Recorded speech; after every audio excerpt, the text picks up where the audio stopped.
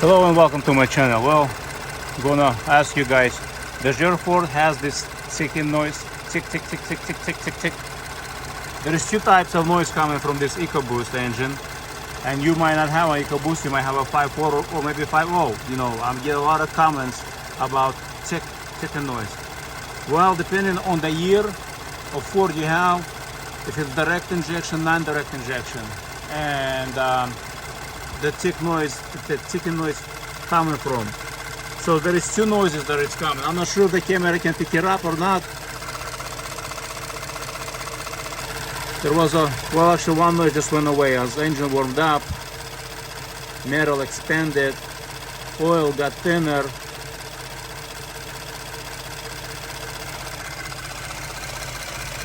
Yeah, there's only one noise I can hear. There's a tick noise. So there is two types of noises. One is from the valve train, because it's all pressurized. When oil is cold, it's thick, it's not providing proper, because the lifters are hydraulic, so it does not provide enough lift to eliminate that gap.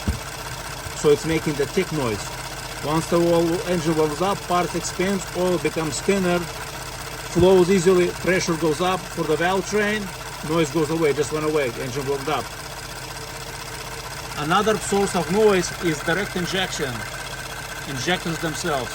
Direct injection technology injectors, they do make noise. They're much noisier, just like a diesel. It's a direct injection, just like a diesel engine.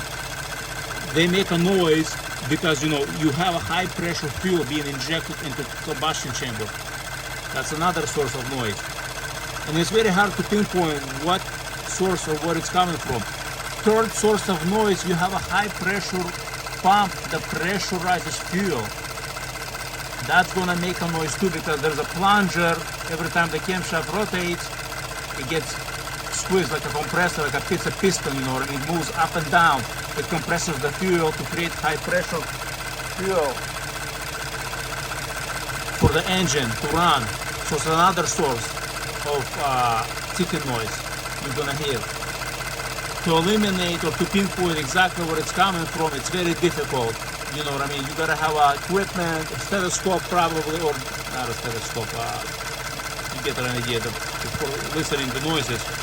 Maybe it is a stethoscope. To pinpoint exactly. But that does not mean you have a major problem. However, ticking noise from the valve train is definitely a negative side. You should not be hearing this at the idling, because once you rev up the engine, that noise kind of goes away. It's only when it's idling because of low pressure, which is Ford is created purposely. Lower pressure, less. You have a smaller load on the engine, meaning better fuel economy at idling, especially like if you sit in traffic. But it has a negative effect. You have more wear on the engine because you don't have that enough oil pressure, you know what I mean? So yes, you have a pros and cons. Better fuel economy, but at the expense of reliability. You know, you have more wear on the engine. That's why you gotta use quality oil, change it more often, and you're gonna have a trouble-free engine.